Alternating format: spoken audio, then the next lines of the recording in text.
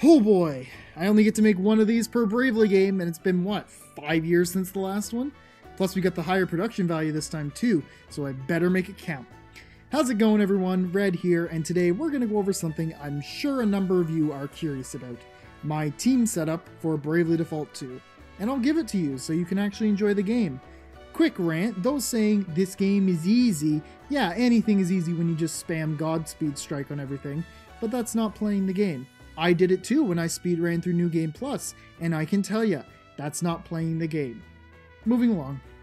This time though, we're going to mix it up a little bit. Instead of just having one build, I'm offering you 3. Yes, 3.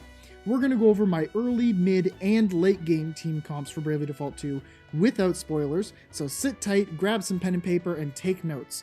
Also, if you're new to the channel, a like and a sub would be greatly appreciated. Thank you. Now, there are probably more specialized comps that could destroy certain bosses for sure, but these 3 comps I'm offering are very general in nature and are what got me through the main game. I'll also define what I mean by early, mid, and late game. Early game is prologue to chapter 1, mid game is chapter 2 to chapter 5, and late game is chapter 6 and 7. For the early game, Seth is a monk with Vanguard using Bare Knuckle Brawler. Gloria is a white mage with Freelancer, Elvis is a black mage with white magic, and Adele is a bard with Vanguard commands. Seth's monk abilities are where the majority of your damage lies. You want to start off your combos with Firebird so you can weaken the enemy to fire damage. Then use abilities like Flying Heal Drop and Flames of War to decimate the enemy. If the enemy just absorbs fire, then you still have Focal Blast and Pressure Point to deal a lot of physical damage. You can also use Invigorate to boost your attack power, or Tortoise Kick to make the enemy's turn come around more slowly too. Vanguard offers a couple of other nice physical commands you can use to whack the enemy, like the Crosscut to give him the old 1-2. On top of all that, having Bare Knuckle Brawler means you get to save a good chunk of money on buying equipment since he never needs any weapons. Same with Adele for the most part. Adele is just here to buff and debuff, so her weapons don't need to be strong, they can just be leftovers that you picked up in dungeons or were previously being used by another ally. Since we're already here, we may as well go over Adele's setup. As the buffer, Adele's role is to bump up our team's stats and lower the enemies. Granted, if you go with Bard as main, it might become a little harder to land those defangs, but this is what you have just for now. Bard is especially powerful though, and you'll probably be using it for the entirety of the game. Being able to buff your entire team with a single action is super helpful, be it damage increases or reducing damage taken. Next up, Gloria. Another class you'll of course be using for the entire game. White Mage is great at keeping your party alive.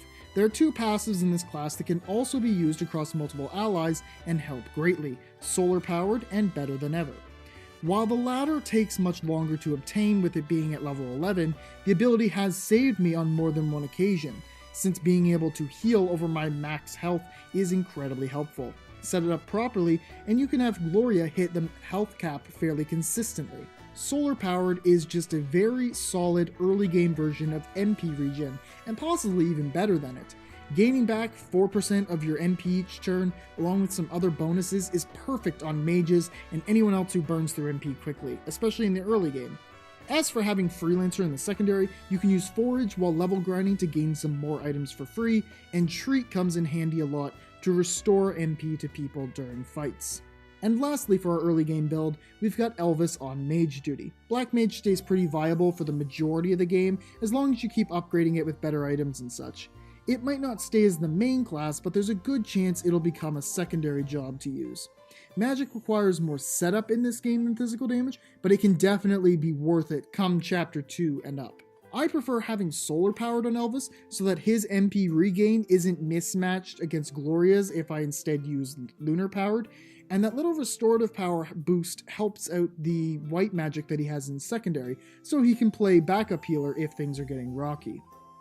Alright, so that last section took a bit longer than these next 2 will, because we were just getting the principles of the build down. But now with all that explained, I'll just be going over the variances and what has changed between the comps for the most part.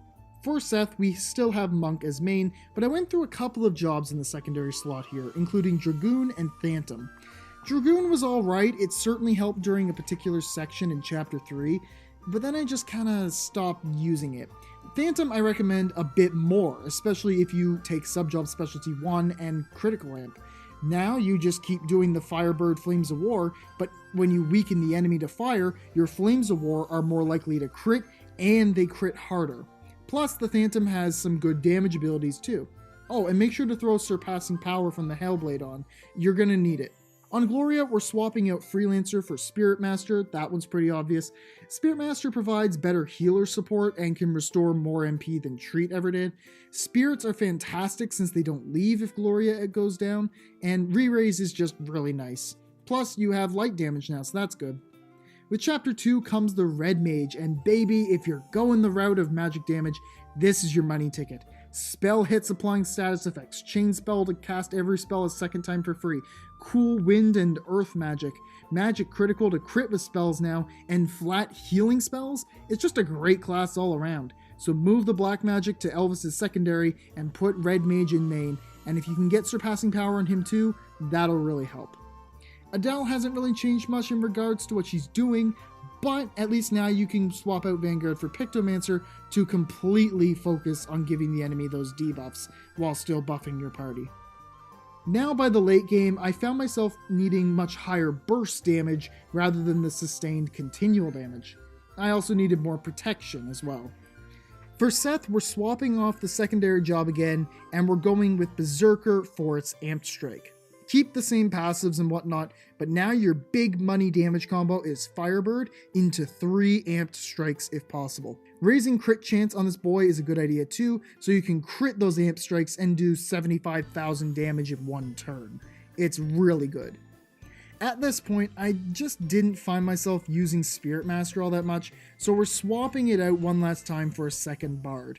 Having 2 people apply the buffs really came in handy by the end, and is something I'm probably going to recommend in the post-game too. Elvis has gone and completely changed roles at this point from mage to tank. As explained earlier, I find magic takes more to set up than physical, and he just wasn't really cutting it, and setting up took a bit too much when I already had physical doing a lot more for me. He just kind of sat there and acted as a second healer. So now we turn him into a shield master with Red Mage secondary. Make sure to give him revenge, dual shields, and all the best armor you've got. Now in combat, you only have to activate Defender of the People and Reprisal to heavily protect your team, gain BP in the process, and deal half the damage you take back to the enemy. And plus, now on the side, he can actually act as a secondary healer because the Red Mage's heal spells don't rely on restorative power. They are flat heals, so it doesn't matter that he's set up as a tank, they're still going to heal the same amount. And finally, Adele has swapped out her secondary for Red Magic as well. Again, another healer, but honestly, you could keep Pictomancer if you really wanted it. Now, the reason I was able to grind these new jobs so fast was thanks to the final class of the game obtained just before Chapter 7. Don't worry, not going to spoil it, but it is incredibly powerful and makes level grinding a lot easier.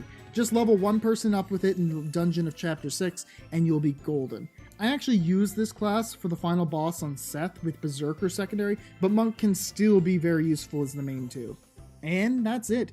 Those were my general team comps while playing through Bravely Default 2.